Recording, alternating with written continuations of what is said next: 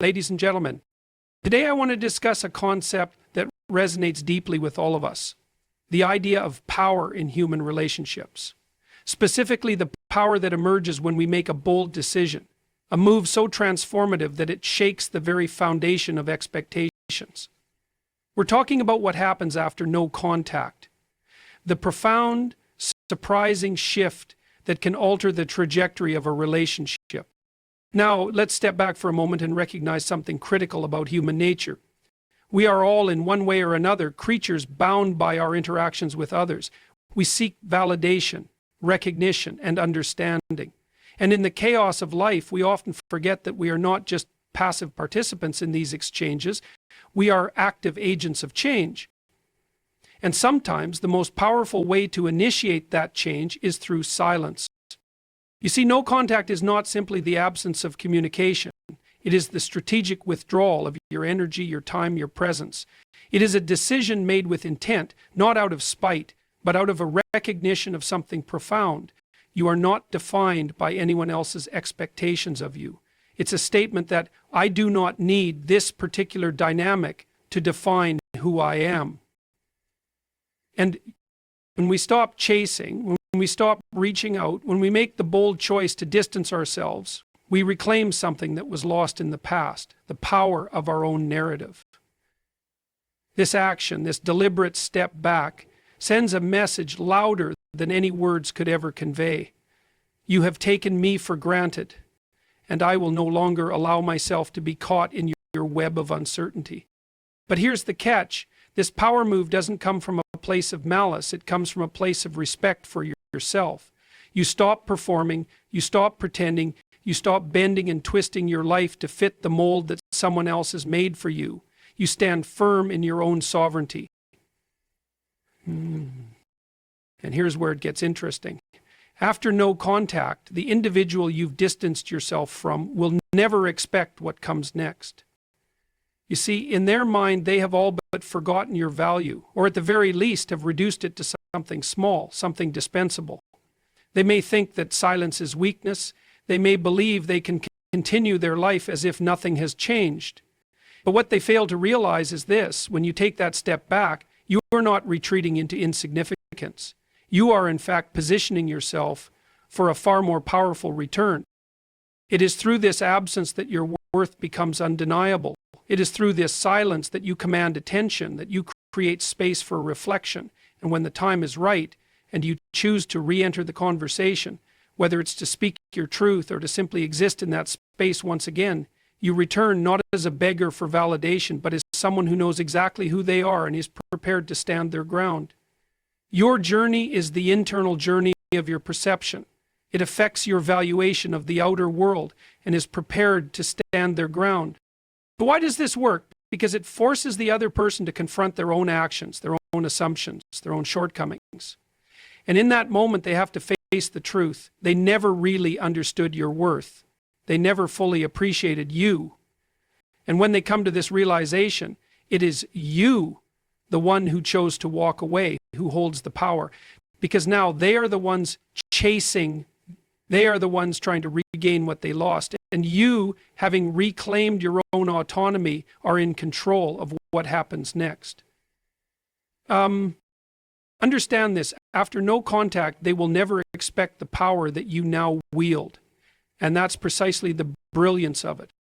Now, you may wonder, why go through this? Why take this path of silence and distance? Because it isn't about punishing the other person. It's about finding your own center, about asserting your own existence in the world. It's about realizing that your value isn't determined by anyone's recognition but your own. It's about having the strength to let go of the need for validation so that when you return, you do so as a stronger, more grounded version of yourself. As a result, even though the world treats us badly, we get better treatment. And this is part of my complex attitude towards validation, so that when you return, you do so as a stronger, more grounded version of yourself. So, take this message with you. Power does not lie in constant action, in constant noise. Sometimes it lies in the decision to be still, to be absent, to give the world a chance to miss you. And in that moment of absence, you will find the true measure of your own power. Power is a concept that often eludes a clear definition, yet it influences virtually every aspect of human interaction. It's not just about physical strength or dominance. Rather, it's the ability to influence, shape, or control situations and people, even without explicit force. True power doesn't necessarily come from outward displays or aggressive actions. It emerges from an inner place of stability, self-assurance, and confidence. Empathy, curiosity, connection, integrity, and belonging are drivers of power control, inspiration, and confidence. But when we talk about power in the context of relationships or social dynamics, it becomes clear that those who possess it are not those who constantly seek validation or approval from others. Instead, they are individuals who can navigate the complexities of life with a quiet assurance, knowing their value is not contingent upon external recognition. In relationships, power often reveals itself when one person demonstrates independence and emotional resilience. This doesn't mean detachment or emotional coldness. Rather, it's the ability to maintain a sense of self without relying on someone else to define who you are. Power exists in the ability to choose, to act in alignment with your values, and to not be swayed by the opinions or expectations of others. Whatever the case and relationships may be, in a sense, power is tied to the capacity for self-regulation and self-sufficiency, the ability to move through life without becoming overly dependent on external circumstances or validation. F-E for goodness is concentrated power. G for goodness is concentrated justice. When you assert your boundaries, stand by your beliefs, and maintain your integrity, you send a clear message that you are not easily influenced. In the absence of neediness, you create a space where others begin to recognize your strength. Power, therefore, is not something that can be seized by force. It is cultivated from within through discipline, clarity of purpose, and the courage to remain true to oneself in the face of external pressures. And the further you assert your boundaries, the more tolerant you become, the more it is indeed good for you. Silence is often perceived as weakness or avoidance, yet it can be one of the most powerful tools at your disposal. In the midst of chaos or emotional turbulence, silence offers a unique form of control. It disrupts the patterns of communication and expectation that others may have about you. When you choose silence, you deny others the ability to predict or manipulate your reactions. It's a form of taking a step back, not from the situation itself, but from the noise that surrounds it. Silence is a conscious withdrawal that gives you the space to assess, to recalibrate, and to regain your composure without being influenced by the immediate pressure of external demands. In relationships, silence allows for reflection. When words are exchanged in haste or when emotions run high, the power of silence becomes evident. It grants you the clarity to respond thoughtfully rather than react impulsively. People often feel the need to fill the void with constant chatter, but in doing so, they sometimes miss the deeper truth that silence can reveal. It provides the time needed to understand not just the other person's actions or words, but also your own feelings and boundaries. It's a moment of personal sovereignty where you become the architect of your response rather than being swept along by external forces. Furthermore, silence can serve as a boundary. When you refuse to engage in the typical back and forth, when you remove yourself from the cycle of constant interaction, you send a message that you are not available to be drawn into unproductive dynamics. Silence, in this sense, is not about avoidance. It's about choosing when and how to speak, asserting your control over the flow of communication and interaction. So, by withholding your energy and attention, you compel others to pause, reflect, and reconsider. Autonomy is the ability to govern yourself, to make decisions based on your own values, and to chart your own path without being overly influenced by the expectations of others. It is the essence of personal freedom, where your choices are a reflection of your internal compass, rather than the external pressures that seek to define you. When you achieve autonomy, you are no longer a passive participant in the world around you. Instead, you are an active creator of your own life narrative. This internal power allows you to stay true to yourself regardless of external circumstances or the judgments of others. It's a deep recognition that you have the agency to shape your life according to your own desires, needs, and ambitions. In relationships, autonomy is not about isolation or detachment. Rather, it's about maintaining your individuality while still being connected to others. It means understanding that while you can care for people, you do not need them to complete you or define who you are.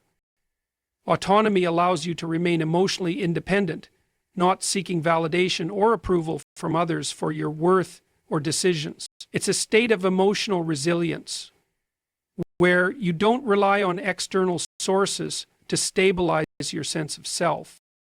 True autonomy also comes with responsibility, the responsibility to act in accordance with your values and to face the consequences of those actions. It requires a deep sense of self-awareness and a commitment to making choices that align with your long-term vision. When you act with autonomy, you don't ask for permission or approval. Instead, you trust your ability to navigate life with integrity, taking full ownership of the path you choose to walk. Validation is a fundamental human need, but the way we seek it can shape the course of our lives. Most of us crave acknowledgement, whether from our peers, family, or romantic partners, and there's nothing inherently wrong with this desire. However, when validation becomes the cornerstone of our self-worth, we enter a dangerous territory. The more we depend on external sources to confirm our value, the more vulnerable we become to the whims of others. And in essence, we give up control over our sense of self and place it in the hands of external validation. True validation should come from within. It's about recognizing your own worth without needing someone else to affirm it. This internal validation is what gives you strength and resilience. It allows you to act in alignment with your values and goals, regardless of how others perceive you or whether they agree with you. The danger of seeking validation from others is that it can cause us to lose sight of our own desires, interests, and boundaries. So if you go back to this beginning of our story, that's sort of what you were saying is somehow in the fulfillment of our true potential, we might begin to modify our behavior, beliefs, or decisions simply to gain the approval of others. And in doing so, we compromise our authenticity. End quote. When you rely on external validation, you give others power over your emotional state. A harsh word, a criticism, or even a lack of acknowledgement can cause you to question your worth or abilities. But when you build internal validation, you no longer need to rely on someone else's opinion to feel secure or confident. Instead, you stand firm in the knowledge that your value is inherent, not determined by the approval of others. What I liked about this was, for me, there's a lot of what I loved in the practice, what transcends the practice. This person I talked about earlier, this shift is crucial because it allows you to navigate life with greater freedom and emotional strength. Sovereignty is the inherent right and power to govern oneself. It is not just a political concept, it is deeply personal and psychological. To be sovereign is to claim ownership of your own mind, your emotions, your actions, and your decisions. It means standing firm in your own identity, unaffected by the external forces that try to shape or dictate your life. Sovereignty is the declaration that you and only you have the authority to determine what you believe, what you want, and how you will interact with the world around you. It is about rejecting the notion that others have a claim over your personal narrative. There's a great deal to what you say. Mathilde has written a book called Responsible. In the context of relationships, sovereignty manifests in your ability to maintain boundaries, to ensure that no one has the right to manipulate or control you. It's about being able to say no when needed, to protect your energy, your values, and your well-being, even when doing so may not be popular or understood. Sovereignty gives you the courage to prioritize your own needs and desires, knowing that you have the right to take care of yourself first. Moreover, sovereignty means not allowing external approval or disapproval to dictate your sense of self. It's a deeper recognition that no matter the opinions or judgments of others, your own understanding of your worth is what matters most. This inner strength allows you to navigate life without compromising your authenticity. The more you exercise your sovereignty, the more you take control of your destiny. To go ahead and do something with more assurance, with certainty, without question, and the least amount of insecurity. The more you take control of your destiny, you stop being reactive and start being proactive, making decisions from a place of clarity and strength rather than fear or dependence. Sovereignty enables you to carve out your path and move through life with confidence, knowing that your life is ultimately your own to shape. And so the aim is rarely to arrive at a destination in life, be it fame or health or boundaries are the invisible lines that define where one person ends and another begins. They are essential for maintaining emotional, psychological, and physical health, yet they are often misunderstood or neglected. Boundaries are not walls that keep others out. Rather, they are a framework that protects your sense of self, ensuring that your needs, feelings, and rights are respected. Without clear boundaries, we become vulnerable to manipulation, overreach, and the erosion of our personal autonomy. Boundaries allow us to preserve our energy and protect our emotional well-being, preventing others from imposing their expectations, demands, or emotional states onto us. Establishing and enforcing boundaries requires self-awareness and courage. It means recognizing what you are willing to tolerate and what you are not, and communicating this with clarity and confidence. Boundaries are not about controlling others, but about taking responsibility for your own emotional and mental space. When we fail to set boundaries, we often find ourselves overwhelmed, resentful, or exhausted, as we allow the needs of others to take precedence over our own. But when we establish healthy boundaries, we reclaim our power to decide how we interact with the world and the people in it. In relationships, boundaries foster respect. They create a dynamic where each person understands that their individual needs are important and that their personal space, both physical and emotional, must be honored. Healthy boundaries prevent codependency, where one person becomes overly reliant on the other, and instead promote mutual respect and independence. When we set boundaries, we teach others how to treat us, and we also teach ourselves the importance of respecting our own limits. Boundaries allow us to show up as our authentic selves without losing sight of who we are in the process of relating to others. Self-respect is the foundation upon which all other aspects of personal growth and success are built. It is the recognition and acknowledgement of your own inherent worth and dignity, regardless of external circumstances. Self-respect is not about arrogance or self-centeredness, but about understanding that you are deserving of kindness, fairness, and integrity, both from yourself and others. It's about knowing your value and not allowing anyone or anything to diminish it. When you respect yourself, you set a standard for how you expect to be treated, and you uphold that standard consistently. One of the most critical aspects of self-respect is the ability to honor your own needs, desires, and boundaries. When you fail to respect yourself, you may find yourself in relationships or situations that are draining, unfulfilling, or even harmful. Self-respect compels you to prioritize your well-being and to make decisions that align with your values and long-term goals. It means saying no when necessary, setting limits with others, and not compromising your principles for the sake of pleasing others or avoiding conflict. Self-respect is also closely tied to self-discipline. It involves holding yourself accountable for your actions and decisions even when it's difficult. When you respect yourself, you understand that your actions have consequences, and you take responsibility for the choices you make. This accountability fosters personal growth, as it allows you to learn from your mistakes and make better decisions in the future. So, when you respect yourself, you foster more control over your mind, body, and spirit. Without self-respect, we risk living in a state of self-neglect, where we continually put others' needs above our own or allow ourselves to be mistreated. Ultimately, self-respect is about treating yourself with the same level of care, understanding, and kindness that you would extend to others. It creates the internal foundation of strength and resilience necessary to navigate life with confidence and clarity, and make your progress toward a successful and fulfilling life. A way to live with more self-compassion. And reflection is a powerful tool that allows us to gain insight into our thoughts, behaviors, and experiences. It's not just about looking back on past events. It's about actively engaging with them, analyzing them, and learning from them in a meaningful way. Reflection requires a level of self-awareness, an understanding of how our actions and reactions shape the world around us, and an openness to change. If we think ourselves to be unaffected by the very fact of living, it's not the truth, and governs how we assess our life and shape the world around us, and an openness to change. Through reflection, we can uncover patterns in our behavior, identify areas for growth, and make more informed decisions moving forward. It is a process of taking a step back from the rush of daily life and taking the time to consider the deeper implications of our choices.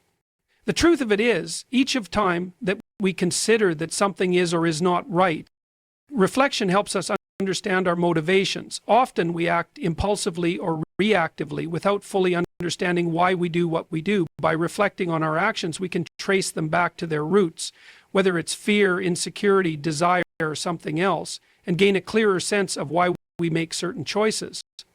Now, this awareness opens the door to change.